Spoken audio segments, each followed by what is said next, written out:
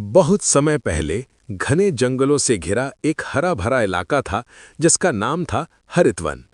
वहां ऊंचे ऊंचे पेड़, चमकीले फूल, मीठे फल, बहती नदियां और अनगिनत जीव जंतु रहते थे। वहीं एक बहुत प्यारी छोटी सी पीली चिड़िया रहती थी। उसका नाम था तुनी। तुनी का एक छोटा सा झोपड़ा था जो उसने खुद बारीक टहनियों, पत्तियों और सूखे घास से बनाया था। ये झोपड़ा नदी के किनारे एक बड़े बरगद के पेड़ पर था। दिन भर खाने की तलाश, शिकारी पक्षियों से बचते हुए और अपने दो प्यारे बच्चों टिन्नू और मुन्नू की देखभाल में उसका वक्त निकल जाता था। टिन्नू और मुन्नू अभी बहुत छोटे थे। उनके पंख बस उग ही रहे थे और उड़ना सीखने में अभी समय था। वे पूरा दिन मस्ती करते, चहचहाते और अपनी माँ को तंग करते।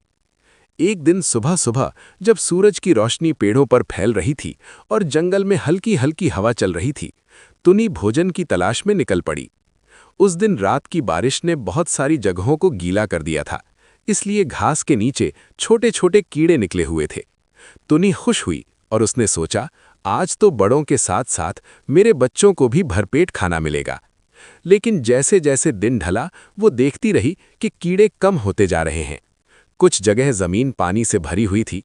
कई बड़े पक्षी भी वहीं खाना ढूंढ रहे थे। तुनी को महसूस हुआ कि आज भोजन मिलना थोड़ा कठिन है। उसने कई जगह खोजा, लेकिन उसे बस थोड़ी सी घास के बीज और दो चार छोटे कीड़े मिले। उसे चिंता होने लगी, टिन्नू मुम्मू को इससे क्या पेट भरेगा। वो जल्दी जल्दी अपने घोंसले की ओर लौटी। बच्चे इंतजार करते करते थक चुके थे और जैसे ही उन्होंने माँ को देखा, चिल्लाने लगे, मम्मा भूख लगी है, मम्मा जल्दी खाना दो।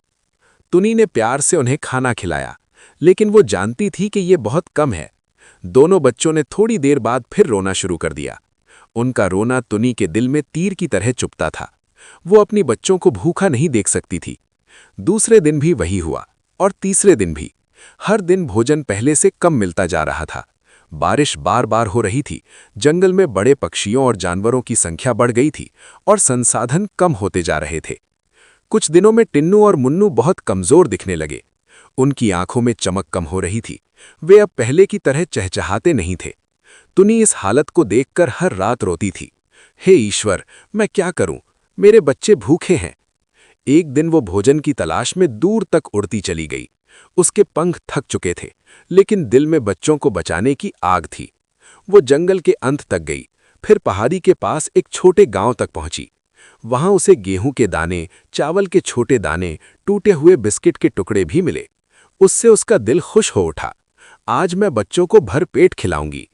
जब वो खाने से भरी चोंच लेकर तेजी से अपने घोंसले आई, उसने देखा कि टिन्नू और मुन्नू घोंसले में चुपचाप पड़े हैं। न चहचहाहट, न आवाज। तुनी डर गई। अरे भगवान, क्या हो गया मेरे बच्चों को? वो घोंसले में घुसकर उनके पास बैठी। दोनों बच्चों ने मुश्किल से आंखें खोली। मुन्नू की छोटी सी आवाज निकली, मम्मा बहुत भूख लग रही है। तुनी की आंखों से आंसू बहने लगे। उसने तुरंत दोनों को खाना खिलाया, लेकिन बच्चों की हालत देखकर उसे समझ आया कि अगर ऐसा कुछ दिन और चला तो शायद वे बच नहीं पाएंगे। वो पूरी रात सोच में डूबी रही। जंगल में भोजन कम हो गया है। अगर मैं रोज इतना दूर जाकर थोड़ा थोड़ा लाऊंगी तो मैं खुद थक जाऊंगी और बच्चे ऐसे ही कमजोर हो जाएंगे।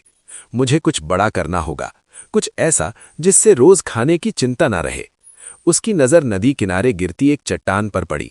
वो लगभग सपाट थी और हमेशा लोगों और जानवरों का उस रास्ते से आना जाना लगा रहता था। अचानक उसके दिमाग में एक चमक आई, क्यों ना मैं यहाँ छोटा सा ढाबा खोल दूं?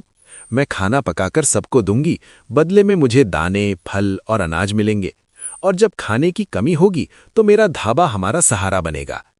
ये सोचकर तुनी के चेहरे पर आत्मविश्वास की लाली आ गई। अगली सुबह उसने ढाबा बनाने की शुरुआत की।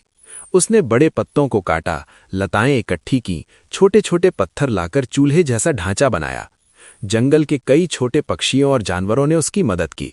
गिलहरी ने सूखे मेवे लाकर दिए, खरगोश ने गाजरें दी, तोते ने सूखे पत्ते लाकर चूल्हा मजबूत किया। धीरे धीरे मिट्टी, टहनियों और पत्तों से एक सुंदर छोटा सा ढाबा बन गया। एक बड़ी पत्ती पर उसने नाम लिखा, टुनी ढाबा, सबका स्वागत। जैसे ही उसने पहला दिन ढाबा खोला, जंगल के कई जानवर वहां आकर खड़े हो गए। बंदर, हिरन, खरगोश, गिलहरी, मोर और कुछ दोस्ताना पक्षी। तुनी ने सोचा, मैं क्या बना सकती हूँ? उसने जंगल में मिली चीजों से एक स्वादिष्ट खिचड़ी बनाई। मसालों वाली दाल, बीजों का तड़का और फलों की चटनी। खुशबू इतनी लाजवाब थी कि कई जानवरों के पेट गुड़गुड़ाने लगे। सबको खाना बहुत पसंद आया। वे बोले, तुनी तुम तो कमाल का खाना बनाती हो। बदले में उन्होंने तुनी को दाने, फल, मेवे और यहां तक कि कुछ सूखे कीड़े भी दिए। तुनी का दिल खुशी से भर गया। अब उसके बच्चों को भूखा नहीं रहना पड़ेगा। वो घर पहुंची और बच्चों को ढेर सारा खाना खिलाया। दोनों की आंखों में चमक वापस लौट आई। धीरे धीरे धाबे की चर्चा पूरे हरितवन में फैल गई। दूर दूर से पक्षी आते, मोर अपने पंख फैलाकर नाचता, गिलहरियां कतार में बैठती। यहां तक कि जंगल के राजा शेर ने भी एक दिन चखने की इच्छा जताई। तुनी ने उसके लिए खास तरह का आहार बनाया जो उसे बेहद पसंद आया। दिन बीतते गए और तुनी का धाबा जंगल का सबसे पसंदीदा ठिकाना बन गया। टिन्नू और मुन्नू भी बढ़ने लगे। वे पहले कमजोर थे, लेकिन अब खूब खाते, फेलते और उड़ने की कोशिश करते। सब उन्हें धाबा प्रिंस कहते। एक दिन तुनी ने देखा कि धाबे पर जानवरों की भीड़ बहुत बढ़ गई है। अकेले उसके लिए सब संभालना मुश्किल हो रहा है। उसने सोचा, अगर मेरे धाबे ने सबकी मदद की है तो अब सब मेरी मदद करेंगे। उसने जंगल के जानवरों से कहा, क्या कुछ मेरी मदद कर सकता है? सबने एक साथ आवाज लगाई, हाँ तुनी, तुमने हमें खिलाया है, हमारा पेट भरा है, हम सब तुम्हारे साथ हैं। और फिर क्या था? खरगोश सब्जियां काटने लगा, गिलहरी मेवे सजाने लगी, बंदर चूल्हे की राख साफ करने लगा, तोता ग्राहकों का स्वागत करता। ये धाबा अब तुनी का ही नहीं, पूरे जंगल का हो गया। एक दिन दूर से उड़ते हुए बड़े ब्राउन ईगल चच्चा आए। वे बहुत भूखे थे। उन्होंने कहा, मैं बहुत दूर से आया हूं, क्या तुम्हारे पास खाने को कुछ होगा? तुनी ने प्यार से कहा, आप बैठिए, मैं लाती हूं। उसने उनके लिए खास मीठे दाने वाली डिश बनाई। ईगल चच्चा इतने खुश हुए कि बोले, तुनी, तुमने मेरे दिल जीत लिया। मैं जंगल के दूसरे हिस्सों में भी तुम्हारे धाबे का नाम फैलाऊंगा। और उन्होंने ऐसा ही किया। इसके बाद तुनी का धाबा जंगल का सबसे प्रसिद्ध धाबा बन गया। इतनी प्रसिद्धि कि दूर दूर से पहाड़ों से, नदियों से, दूसरे जंगलों से भी पक्षी आने लगे। तुनी ने नया मेन्यू बनाया, फ्रूट जूस, बेरी कचौड़ी, कीड़ा पकौड़ा, बीज बिरयानी, सब कुछ। धाबा चलने लगा और बच्चों का स्वास्थ्य भी बढ़ता गया। अब न भूख की चिंता, न बारिश में खोजने की परेशानी। टिन्नू और मुन्नू जब बड़े हुए, उन्होंने भी धाबा चलाने में मां की मदद की।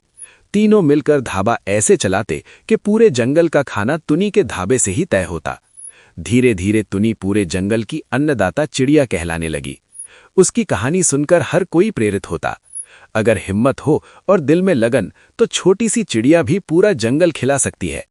और इस तरह भूखे बच्चों को बचाने के लिए शुरू हुआ एक छोटा सा धाबा जंगल की सबसे खूबसूरत, सबसे प्यारी और सबसे जरूरतमंद जगह बन गया, जहां कोई भी भूखा नहीं रहता था।